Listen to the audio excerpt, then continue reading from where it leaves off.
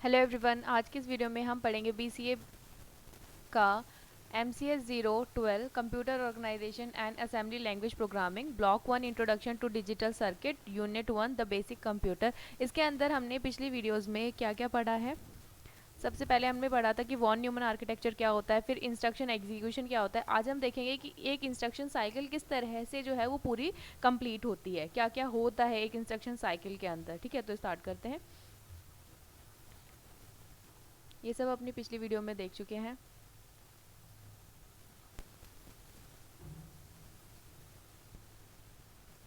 तो यहाँ से शुरू होता है हमारा इंस्ट्रक्शन साइकिल। ठीक है, तो what are the various type of operation that may be required by computer for executing of instruction. ठीक, अगर आपको कोई इंस्ट्रक्शन को एग्जीक्यूट करना है तो क्या क्या चीज़ें उसके अंदर, कौन कौन से ऑपरेशन जो है वो रिक्वायर होंगे किसी भी इंस्ट्रक्शन को एग्जीक्यूट करने के लिए, और वो कौन कौन से जो कंप्यूटर के द्वारा किए जाते हैं। ठीक है, तो सबसे पहला है यहाँ पर स्टेप टू बी परफॉर्म, कि पहला क्या ऑपरेशन जो है वो परफॉर्म किया जाएगा। तो सबसे पहले क्या परफॉर्म करेगा कंप्यूटर, कैलकुलेट करेगा the address of next instruction to be execute, कि कौन सी नेक्स्ट इंस्ट्रक्शन है उसको वो क्या करेगा, मतलब कैलकुलेट करेगा उसका एड्रेस।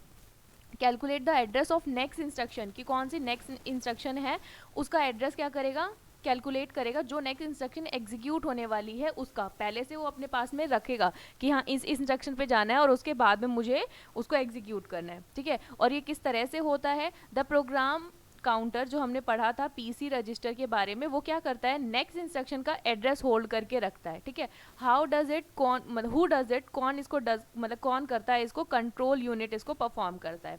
ठीक है, सेकंड स्टेप है कि set the instruction in the CPU register, कि जो भी हमारे गेट द इंस्ट्रक्शन, कि अब यहाँ पर हमने इंस्ट्रक्शन का जो मतलब एड्रेस था वो देख लिया कि कौन सी नेक्स्ट इंस्ट्रक्शन है उसको हमें एग्जीक्यूट करना है। तो अब यहाँ पर हम क्या करेंगे, उसको इंस्ट्रक्शन को लेकर आएंगे किसमें, सीपीयू रजिस्टर के अंदर। ठीक है, और ये कैसे होता है, the memory is access and the desire instruction is brought to the register IR। ठीक है, IR रजिस्टर के अंदर जो है यहाँ पर ये चला जाता है। ठीक है, memory, the memory is access and the desire instruction, जो भी डिजायर इंस्ट्रक्शन है, is brought to register IR, register IR के अंदर ये इन्फॉर्मेशन आ जाती है। ठीक है, इन CPU के अंदर। तो यहाँ पर क्या है, कौन इसको डज करता है, memory read operation is done, memory read operation यहाँ पर होता है। Size of instruction is important. ठीक है, साइज ऑफ इंस्ट्रक्शन क्या होता है, यहाँ पर इंपॉर्टेंट होता है कि कितने साइज का है वो। ठीक है, in addition PC is increment the point to the next instruction. ठीक है, पीसी के अंदर पहले क्या होता है, जो हमारी नेक्स्ट इंस्ट्रक्शन होती है उसका एड्रेस होता है। जैसे ही वो इंस्ट्रक्शन को फैच कर लेता है, ठीक है, जैसे ही इंस्ट्रक्शन जो है वो चली गई आगे, तो वो क्या करेगा, पीसी क्या करेगा, नेक्स्ट इंस्ट्रक्शन को, जो नेक्स्ट आने वाली इंस्ट्रक्शन है उसका एड्रेस जो है वो कैलकुलेट करके लेकर आ जाएगा। ठीक है, उसके एड्रेस को इंक्रीमेंट कर देगा, जो हमने पहले भी देखा था। अब डिकोड द इंस्ट्रक्शन, उसके बाद में क्या होता है, अब इंस्ट्रक्शन आ गई है, अब इंस्ट्रक्शन को डिकोड करेंगे। ठीक है, वो कैसे होगा, the control unit issue necessary control signal, control unit क्या करेगा, जो भी इंस्ट्रक्शन है उसको डिकोड करने के लिए जो भी नेसेसरी, जो कुछ भी उसके अंदर परफॉर्म करना है, ठीक है, तो वहां पर जाकर वो क्या करेगा, उसको डिकोड करेगा कि कौन से ऑपरेशन उसके ऊपर परफॉर्म करने हैं डेटा के ऊपर। ठीक है, उसके बाद में है हु डज इट, कौन इसको देखता है, CU कंट्रोल यूनिट जो है वो इसको परफॉर्म करता है। उसके बाद है 4 इवेल्युएट द ऑपरेंट एड्रेस। ठीक है, अब आपने देख लिया कि आपको कौन सा जो है इंस्ट्रक्शन उसके मतलब कौन सा जो ऑपरेशन है वो परफॉर्म करना है, डिकोड द इंस्ट्रक्शन में। ठीक है, अब यहाँ पर आप क्या करोगे, अब ऑपरेंट्स को लेकर आओगे कि किस किस पे वो जो ऑपरेशन है वो परफॉर्म करना है। ठीक है, कौन से ऑपरेंट्स होंगे, तो यहाँ पर ये कौन करेगा, कैसे होता है ये, CPU evaluate the address based on the addressing mode specify, कि जो भी एड्रेसिंग मोड स्पेसिफाई होगा उसके बेसिस पे CPU क्या करेगा, इवेल्युएट करेगा एड्रेस को, कि कौन से ऑपरेंट का एड्रेस लेकर आना है। ठीक है,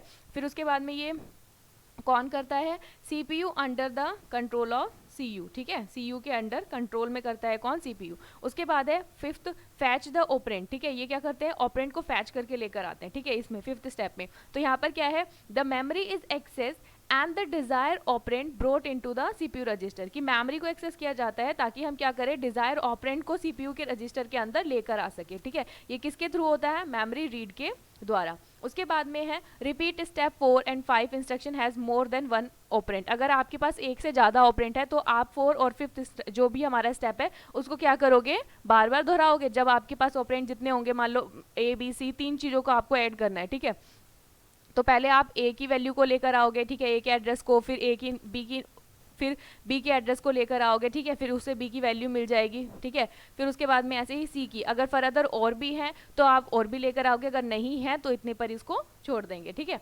तो हमने यहाँ तक ये कंप्लीट कर लिया। उसके बाद क्या है, स्टेप 6 में क्या है, perform the operation as decode in step 5। Step 3 के अंदर जो हमने डिकोड किया था ना कि हमें कौन सा ऑपरेशन परफॉर्म करना है, तो अब यहाँ पर हम उसको परफॉर्म करेंगे, जैसे एडिशन है, माइनस, सब्ट्रैक्शन, जो कुछ भी है वो, ठीक है। उसके बाद में ये कैसे होगा, the ALU does evaluation of arithmetic और लॉजिकल, ठीक है, जो एएलयू होता है वो इसको डज करता है, काम करता है इसके ऊपर, ठीक है। इंस्ट्रक्शन और the transfer of control unit, ठीक है, और क्या करता है, इंस्ट्रक्शन जो होती है उसको ट्रांसफर करता है किसके पास में, कंट्रोल ऑपरेशंस के पास में, ठीक है। ये दोनों मिलकर करते हैं, एएलयू और सीयू दोनों मिलकर इस पे काम करते हैं, ठीक है। 7 स्टेप क्या है, store the result in memory. जैसे ही आपका ये काम पूरा हो गया तो आप उसको क्या करोगे, स्टोर करोगे किसमें, मेमोरी के अंदर, ठीक है। और ये कैसे होगा, the value is return to desire memory location. जो भी हमारी वैल्यू होगी वो किसी ना किसी डिजायर लोकेशन पर रख दी जाएगी, फिर उसके बाद में जो भी होगा वो किसके द्वारा होगा, मेमोरी राइट के द्वारा होगा, ठीक है। तो ये हो गया हमारा कि कौन कौन से स्टेप होते हैं एक इंस्ट्रक्शन साइकिल के अंदर।